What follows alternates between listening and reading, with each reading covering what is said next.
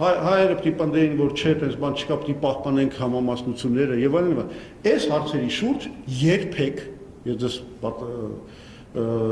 պատասխանատու ձերով ասում եմ, երբեք ձեռք չէր բերվելու որևէ համաձայնություն։ Եվ բոլորը գիտակցաբար գնում էին այս պլանի իրականացմանը, որովհետեւ այս հարցերի շուրջ, քանի որ չէր ձեռք բերվելու համաձայնություն, ամբողջ իրականացումը խաղաղության պլանի կավարտվեր առաջին փուլի իրականացմամբ։ Ինչը նշանակում է, որ Հայաստանը եւ Արցախը լեգիտիմորեն կպահպանեին իրենց վերահսկողությունը ամբողջ Լեռնային Ղարաբաղի, Արցախի վրա, գումարած դրան Քելբաջարն ու Լաչինը, ընդ որում երաշխավորված խաղաղության պայմաններում։ Սա է ամբողջ այս պլանի էությունը։ Իսկ եթե հանգարցակի Ադրբեջանի համար շատ կարևոր դառնար Քելբաջարի եւ Լաչինի ոչ միջանցքային մասի վերադարձը, Ադրբեջանը պետք է գնար արմատական զիջումների Լեռնային Ղարաբաղի կարգավիճակի վերջնական կարգավիճակի հաստատման հարցում։ Այսինքն ստեղծում էինք խաղաղություն, իսկ օդում կախում էինք ապագա սերունդների համար մի հնարավորություն, որ ի վերջո կարող է Քելբաջարը հետ գնա Ադրբեջանին, բայց Լեռնային Ղարաբաղի անկախության ճանաչման գնով Ադրբեջանի համար։ Այսինքն ես չգիտեմ, սրանից լավ պլան մեկ էլ բանն էր, 97 թվականի փուլային պլանն էր, դրա մասին խոսանք, եթե հարցեր չեն, բայց սա իրականում ես չգիտեմ, այստեղ թերությունը որն է, այս պլանի մեջ։ Այսինքն ոնց կարելի է ստանալ սենց այսպիսի պլան, ընդ որում երկու անգամ, մի անգամ ապրիլին 19 թվականի, մյուս անգամ արդեն հունիսին եւ ուղղակի չընդգրկվել այս բանակցությունների մեջ ամբողջ սրտով, եռանդով, ջերմեռանդությամբ, որպեսզի մենք ստանանք այս իրավների խաղաղությունը։ Եվ սա այս հարցադրումը մեզ շատ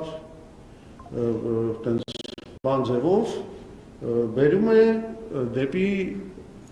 երկրորդ հարցը, թե ինչ է եղել այս պլանի Նիկոլ Փաշինյանի շատ սահուն ձևով մենք գալիս ենք այս հարցին։ Ինչ է եղել Նիկոլ Փաշինյանի պատասխանը այս պլանին։ Ուրեմն նախ եւ առաջ արձանագրենք, որ Նիկոլ Փաշինյանը իր պատասխանը չի հրապարակել։ Ինչպես նաև ի դեպ չի հրապարակել Լևոն Տեր-Պետրոսյանի պատասխանները, չի հրապարակել Ռոբերտ Քոչարյանի պատասխանները Մինսկի խմբի համանախագահության առաջարկներին, չի նաև հրապարակել Սերժ Սարգսյանի պատասխանները բացառությամբ իր դիմումին Պուտինին։ Գիտեք, երկու հատ նամակ է հրապարակել եւ բնականաբար չի հրապարակել Նիկոլ Փաշինյանի պատասխանը։ Մենք հարց չէ առաջանում։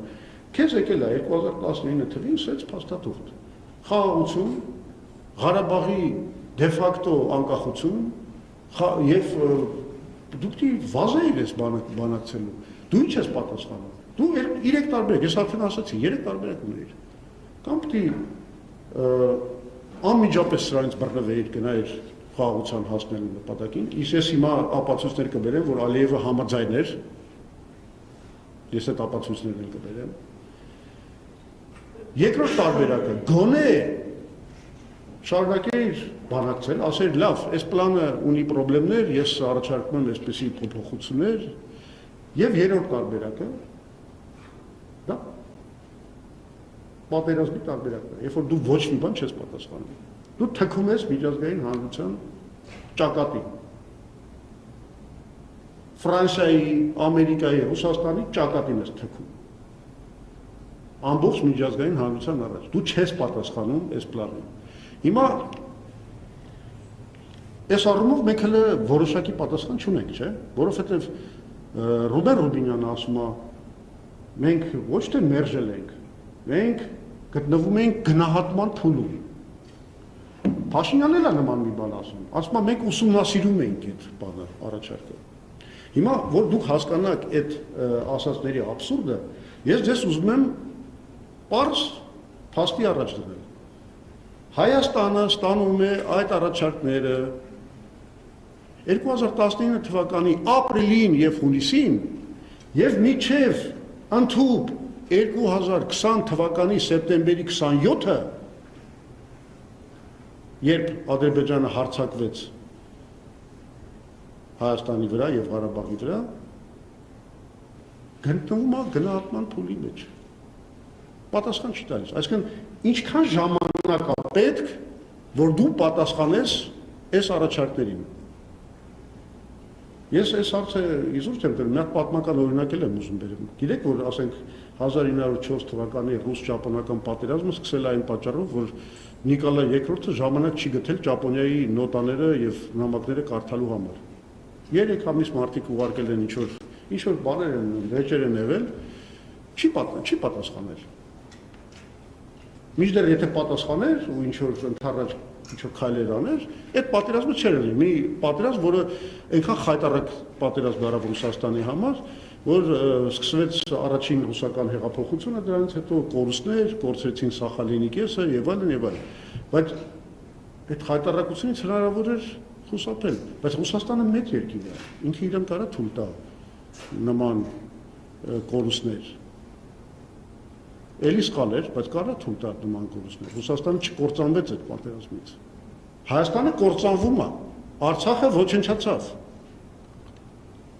Նիկոլ Փաշինյանը չի պատասխանել։ Իսկ հիմա ես դες կապացեմ ավելի ճիշտ, ինքը պատասխանել է։ Ինքը չի պատասխանել դիվանագիտական խողովակներով։ Ինչպես մենք հասկանում ենք Փաշինյանի եւ Ռուբինյանի բացատրություններից։ Բայց ինքը պատասխանել է հրապարակային իր ելույթներով եւ քայլերով։ Այդ քրոնոլոգիան էլ ձեզ ասեմ։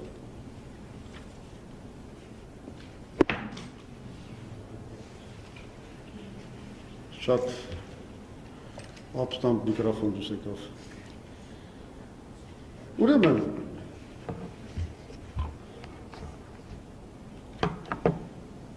ասում եմ ձեզ, ավելի լավ էր ինքը պատասխաներ, քան չպատասխաներ։ Չպատասխանելը ամենասարսափելի ընտրանքներ։ Չպատասխանելը բերեց պատերազմը, լեգիտիմացրեց այդ պատերազմը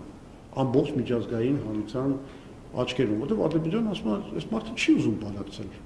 Լեռնային Ղարաբաղի խնդիրը բանակցություններով լուծման հնարավորություն չունի։ Եվ հիմա ասեմ իրականում Նիկոլ Փաշինյանի պատասխանները, նորից եմ ասում, դիվանագիտական խողովակներով չի պատասխանել։ Ինքը պատասխանել է իր հազարի քայլերով։ Մասնավորապես, ուղիղ 2 ամիս հետո, այսինքն ստացել է այդ նամակը, չի պատասխանում, գնում է Ստեփանակերտ, հավաքում է համազորթական մի հանրահավաք, որում ասում է, որ Արցախը Հայաստան է եւ վերջ։ Արել է 2 ամիս հետո։ Ուրեմն դու միջազգային հանրությանը բան չես պատասխանում։ Գնում ես Ստեփանակերտում այդ բանը ասում ես։ Կդերեք ես ձենը իջացնեմ, Հետո 2020 թվականի հունվարին անցկացնում է Կապանի ասուլիսը, հիշում եք։ Հայտնի ասուլիս է, որում ինքը մարտահրավեր է նետում Լեռնային Ղարաբաղի Արցախի հանրապետության նախագահական ընտրությունների բոլոր 10 թե 11 թեկնածուներին, պարտադրելով նրանց, որ իրանք բոլորը դեմ խոսեն սեղանի վրա եղած պլանի դեմ։ Ասում հələ մատ տենակ էլի, թող բոլորը արտահայտվեն։ Իրանք բանը ընդունում են այս պլանը։ Իր ամբողջ կեցվածքով ցույց տալիս, որ ինքը ըմբոստանում է այս պլանի դեմ եւ Աստված ոչ արածցե, եթե հանգարցակի Լեռնային Ղարաբաղում կան նախագահական ընտրությունների տեխնացուներ, նախագահական տեխնացուներ, որոնք այս պլանը ընդունում են։ Եվ եթե հիշում եք, գնաց մի հատ շքերթ նախագահական տեխնացուների Արցախի հանրապետության, որոնք հերթով իրար հերթ չտալով բոլորը ասին, որ չէ, խայտառակությունը մենք սա չենք ընդունում եւ այլն։ Սա էլի Նիկոլ Փաշինյանի պրովոկացիան էր ամբողջ աշխարհի առաջ, որ սա անընդունելի բան է։ Դրան հետևեց Հիշում եք հուլիսին արդեն Տավուշյան արկածախնդրություն, երբ որ ինքը ուղղակի գնաց արդեն ռազմական գործողությունների։ Դրան հետևեց Սևրի հայտարարությունը, Սևրի մասին հայտարարությունը, որում ինքը առաջին անգամ ինչ որ Հայաստանի Հանրապետության ղեկավարության անունից ինչ որ հղումներ կատարեց Սևրի պայմանագրի վրա, այսինքն ակնարկելով, որ Թուրքիան հենց դեռ պատասխան պիտի տա, տարածքներով պիտի մեզ վճարի եւ այլն եւ այլն։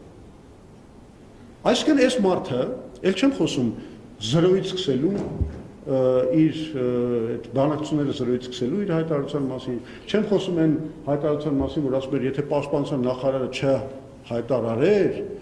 որ նոր պատերազմ, նոր տարածքներ, ես իրան գործից կհանեի։ Այսինքն այդ մարդը պահպանել է դիվանագիտական լռությունը, ոչ մի բան չի ասել, բայց իր բոլոր գործողություններով արել է պատերազմի, ինչ ասեմ, վերցումը սադրելու քայլեր։ Բոլոր։ Մի քայլ չկա, որ ինքը առաջ չներ։ Եվ այսպես, որ մի քիչ կարտացնենք, Փաշինյանը, քանի որ այս քայլերը կատարել է, ես հայտարարում եմ, որ այս ամբողջ արդյունքները Արցախի կորուստը, պատերազմը, հետագա 10 բախումները Ադրբեջանի հետ, մեր ստրատեգիական բարձունքների կորուստը, եւ այս չդադարող այս բանի կապիտուլյացիայի այս գործընթացի միակ պատասխանատուն դա Նիկոլ Փաշինյանն է եւ դրանք բոլորը հետևանք են իր ստոր անբարոյական տգետ եւ պատեհապաշտ քաղաքականության։ Սա շատ կարևոր բացահայտում է, որովհետև սա թույլ է տալիս մեր ժողովրդին ընտրություններից առաջ լիակատար եւ լիարժեք պատկերացում ունենալ, թե ինչպես է Նիկոլ Փաշինյանը կառավարել մեր երկիրը եւ ինչպես է ինքը դարձել այս աղետի հեղինակը եւ գլխավոր ճարտարապետը։ Ես հուսով եմ, որ մեր ժողովուրդը կանի համապատասխան կվերցնի համապատասխան դասերը, կհասկանա ինչ է կատարվել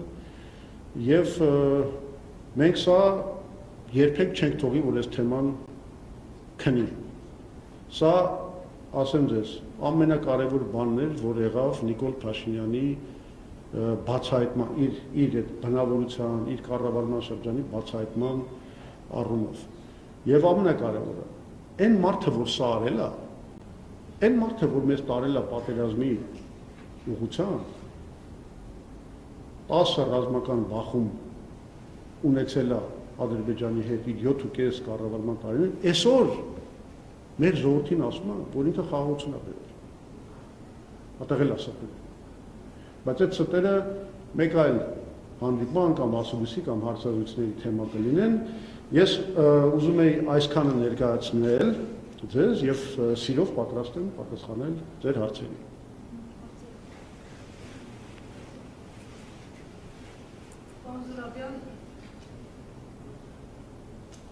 Պարոն Զուրաբյան, մանրամասն թվարկեցիք քրոնոլոգիան, ամեն դեպքում բացը հարցը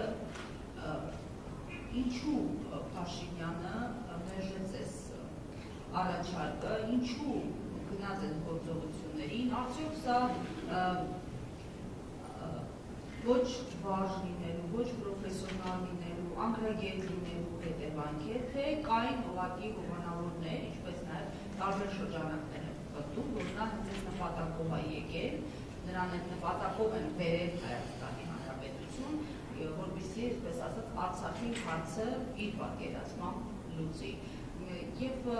առհասարակ հիմա դուք ինչպես եք պատկերացնում գործընթացները իշխանափոխության պարագայում, եթե չլինի Փաշինյան ու թիմը, ինչ է հնարավոր այսպես փրկել, ինչ է հնարավոր վերադարձնել, արդյոք հնարավոր համարում եք Արցախի հայ բնակչության վերադարձը այլ բնորոշ։ Շնորհակալություն։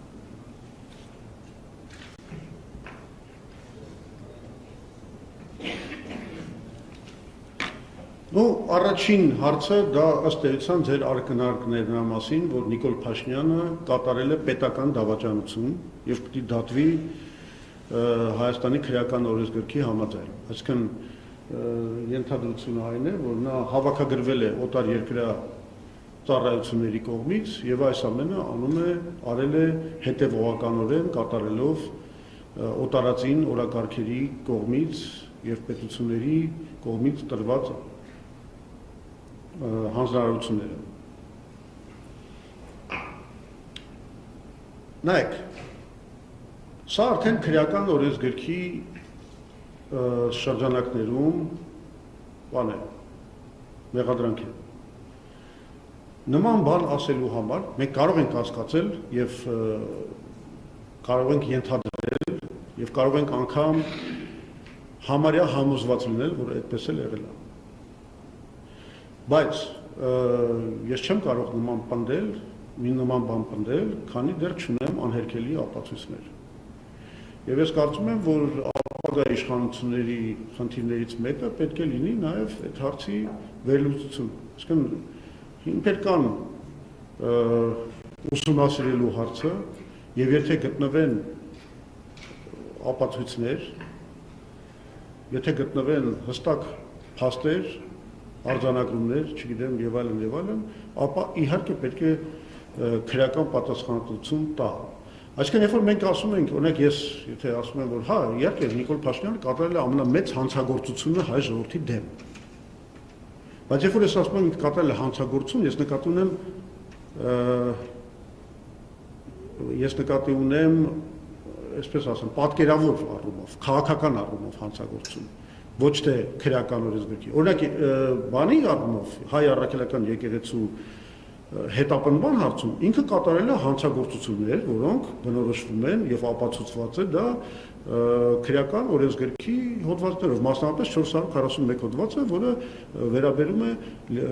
լիազորությունների չարաշահմանը։ Վարչապետը իր լիազորությունները չարաշահել է, ապացույցները ավելի քան բավարար են եւ այդտեղ մենք իրավական որևէ տարակուսանք չունենք։ Դա հանցագործություն է իրավական առումով։ Բայց արդյոք այս հարցում, այս առաջարկությունները մերժել է, Հայաստանը այսպես աղետալի ճանապարհով տանել է եւ շարունակել է տանելու, արդյոք սրանք նաեւ իրավական առումով կարող են որակվել քրեական օրենսգրքով պետական դավաճանություն։ Այս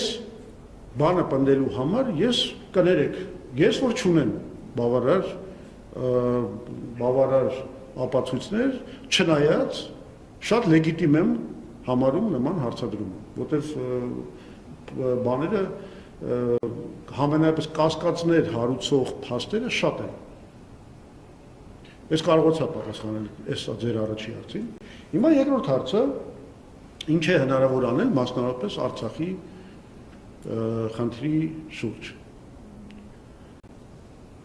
Ուրեմն նայեք, որ դուք ասում եք ինչ է հնարավոր անել այս վիճակում, նախ արձանագրենք, որ վիճակը շատ վատ է, այսինքն արդեն Փաշինյանը հասցրել է շատ վատ վիճակի։ Եվ շարունակում է իրավիճակը վատանալ, որտեղ Ադրբեջանը եւ Թուրքիան նորանոր պահանջներով են հանդես գալիս եւ վերջը դրա չի երևում։ Հիմա ես երկու բան կառաջարկեի։ Առաջինը մեզ անհրաժեշտ է այն խաղաղության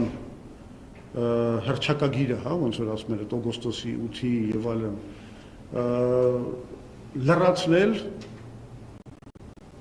լրացնել շատ կարևոր բաղադրիչներով, որոնք այս խաղաղությունը կդարձնեն իսկապես խաղաղություն եւ կդարձնեն տևական եւ կայուն խաղաղություն։ Մասնավորապես մենք արդեն հայտարարել ենք դրա մասին, որ մենք առաջարկում ենք BRICS երկրների աջակցությամբ եւ մասնակցությամբ, ինչը նշանակում է Չինաստան, Հնդկաստան, Ռուսաստան, Իրան եւ նաեւ հիմա շատ կարեւոր է նաեւ Արաբական Միացյալ Էմիրատների մասնակցությունը, կառուցել Հայաստանը Իրանի հետ կապող երկաթուղի, որը Հայաստանը այս կառուցվելիք, հա, ասենք ասենք, խաղաղության պայմաններում մեզ կհանի միակողմանի կախվածությունից Ադրբեջանից եւ Թուրքիայից։ Սա շատ կարևոր բան է, եթե մենք ուզում ենք պահպանվել, շարունակել պահպանվել որպես ինքնիշխան պետություն։ Իսկ դա նշանակում է նաև քաղաքականության վերանայում, դա նշանակում է, որ մենք պետք է հրաժարվենք ինչ-որ մեկի սատելիտը դառնալու այս քաղաքականությունից, մենք պետք է դառնանք իսկապես անկախական երկիր, անկախ երկիր, ինքնիշխան երկիր, որը բոլոր ուղղություններով զարգացնում է իր հարաբերությունները եւ համագործակցությունը, ներառյալ այո, Ադրբեջանին, Թուրքիային, Եվրոպական միությանը, Միացյալ Նահանգներին, ինչու՞ չէ Իսրայելին։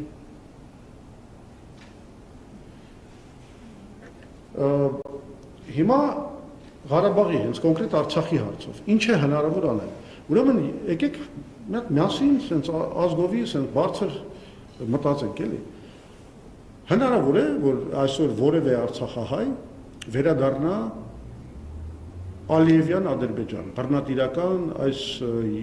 երկրի տակ իր բռնատիրական օրենքներով, իր խտրականությամբ, իր պահանջներով, որ այդ մարդիկ դառնան Ադրբեջանի քաղաքացիներ, ծառայեն ադրբեջանական բանակում հայերը եւ նաեւ ասենք դա այդ ամբողջը ունիտար Ադրբեջանի պայմաններում, երբ որ ասենք դատախազները, միլպետները, դատավորները բոլորը նշանակվելու են Բաքվից։ Ու շատ հնարավոր է, որ բոլորը լինեն ադրբեջանցի։ Մի պետությունում, որի այսօրվա պաշտոնական գաղափարախոսությունը կառուցված է հայատյացության վրա։ Հնարավոր է։ Ես չեմ կարծում, որ արցախահայերի մեջ այդպիսի գժեր կան, որ պատրաստ են գնալ եւ ապրել Ալիևյան ռեժիմի տակ։ Չի լինի դա։ Դրանից մաթեմատիկական ճշգրտությամբ հետևում է երկրորդ եզրակացությունը, որ ուրեմն դա հնարավոր կլինի մենակ մի պարագայում, եթե Ադրբեջանի ինչ որ հրաշքով տեղի ունենա ժողովրդականացում, որը կներեք ոչ ոք չի հավատում դա, կամ հա եւ այդ հայատյաց այդ գաղափարախոսության վերանայում, որ դրանից ազատվի Ադրբեջանը, կամ այդ տարածքում Արցախի տարածքում սահմանափակվի Ադրբեջանի ինքնիշխանությունը, ճիշտ է։ Իսկ դա երբ է հնարավոր։ Ես դեռ ասում եմ, ինքնիշխանության սահմանափակում Արցախի տարածքում հնարավոր չի դիվանագիտական ճնշմամբ, հնարավոր չի։ Ուրեմն մենք խոսում ենք պատերազմի մասին։ Իսկ պետք է խոսել պատերազմի մասին։ Ես շատ կասկածում եմ։ Ես կարծում եմ, որ ստեղծված վիճակում ամենաճիշտ բանը հետևյալն է, որ մենք պետք է ճանաչելով եւ պաշտպանելով արցախահայերի պատմական իրավունքը վերադառնալու իրենց պատմական հայրենիքը, այնուամենայնիվ հասկանանք, որ այսօր պետք է կենտրոնանանք շատ ավելի կարևոր խնդիրների, որոնք ի դեպ կաջակցեն նաեւ այդ խնդրի իրականացման ապագայում։ Դա ո՞րն է։ Մենք կներեք, եթե սենց շարունակենք, ոնց որ Փաշինյանի կառավարությունը անում է, Ղարաբաղցի կարող է Հայաստանում չմնա, կամ կարող է ցրվեն, կամ այսինքն այդ համայնքը կարող է լուծվի։ Մենք ինչա, բերել ենք իրանց ստեղ, որ չզբաղվենք իրանցով, որ իրանք թողեն գնան, իզգոյ դառնան այստեղ։ Մարդիկ ասենք եղել են բժիշկ, չգիտեմ, փաստաբան, դատախազ, չգիտեմ, եւ այլն իրենց բանը, այստեղ ինչի չեն կարող այդ իրենց մասնագիտությամբ աշխատել։ Ուրեմն պետք է մենք իրանց ինտեգրենք, չէ՞։ Ես չեմ ասում դրանով պոկենք Արցախից։ Ես ասում եմ դրանով պահպանենք արցախահայությունը որպես ինչ ասեմ, կարևորագույն ուժեղ համայնք, որը գոնե հետագայում միգուցե կարողանա վերադարձը կատարել։ Բայց այսօր ասել, որ գիտեք, ես ավանտյուրիզմ եմ համարում այն ուժերի ասածը, ասում են, հա, այս ընտրությունները մենք հաղթենք ու կվերադարձենք արցախահայերին Լեռնային Ղարաբաղ։ Ում եք ֆռացնում։ Կամ ինչ եք ասում։ Ասում եք, որ հիմա մենք պատրաստ ենք Ադրբեջանի հետ պատերազմի ու գնալու ենք այդ պատերազմում հաղթենք։ Ում եք։ Միջազգային երաշխիքի բարակարգ դա հնարավոր չէ կամարը։ Չէ, միջազգային երաշխիքների դեպքում հնարավոր է, բայց այդ միջազգային երաշխիքների նշանակում է Ադրբեջանի ինքնիշխանության սահմանափակում։ Այսինքն Ադրբեջանը պետք է համաձայնվի, որ ասենք ընդդեմ դիտորդներ, կան ինչ որ խաղաղ ուժեր, չգիտեմ, միջազգային հանրության կողմից։ Ադրբեջանը չի համաձայնվի դիվանագիտական ճնշումների ներքո ու չկա տենց ճնշում աշխարհում, այսօր չկա ու չի կարող լինի մոտակա ժամանակում, որը ասենք կպարտադրի Ադրբեջանին գնալ նման իր ինքնիշխանության սահմանափակման Արցախի հանրապետության տարածքում գումարած ինչ որ միջազգային երաշխիքներից չի լինի այդպես բան։ Եկեք հեքիաթներով չապրենք։ Երազում ենք ինչ որ անիմաստ բաների մասին, որ ինչ։ Այսօր Հայաստանի Հանրապետությունը փրկելու բան ունենք մենք, կներեք։ Հայաստանի Հանրապետությունը միջազգայինորեն ճանաչված սահմաններում փրկելու առաքելություն ունենք։ Այդ Փաշինյանն է այդպես արել, որ մեր առաքելությունը իջել է այդ մակարդակի։ Բայց մենք հիմա ունենք այդ առաքելությունը։ Եկեք դրանով զբաղվենք։ Սա էր իմ ասածը։ Այլ հարցեր։ Պարոն Զորաբյան, 97 թվականի փուլային տարբերակի մասին խոսեցիք, անդրադառնալով փուլային տարբերակին, ժամանակ դա հայկական կողմի մոտ, այսպես ասած, կոնսենսուս չէր առաջացրել եւ որն ըստ էության պատճառ դարձավ առաջին նախագահի հրաժարականին, դուք ձեր խոսքում նշեցիք, որ 2019 թվականի առաջարկից լավ առաջարկ մեկ է 97 թվականի փուլային տարբերակներ, բայց հիմա երբ նայում ենք 2019 թվականի առաջարկը եւ 97 թվականի փուլայինը, 97 թվականի առաջարկի եւ 2019-ի մեջ էականորեն տարբերություններ կան, մասնավորապես այն մասով, որ 2019 թվականի մեջ չկա Ադրբեջանի տարածքային ամբողջականությունը, որպես այդպիսին ճանաչելի է 97-ում էլ չկա։ Փուլայինում։ Ես հարցական պատասխանեք, կա հանրաքվեի տարբերակներ,